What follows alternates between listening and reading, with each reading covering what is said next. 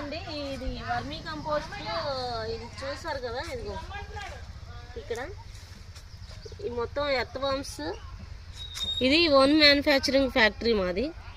అంటే ఇక్కడ ఎక్కడ కూడా మేము బయట తీసుకొచ్చి అమ్మేది కాదు, మేమే తయారు చేసి సొంతంగా.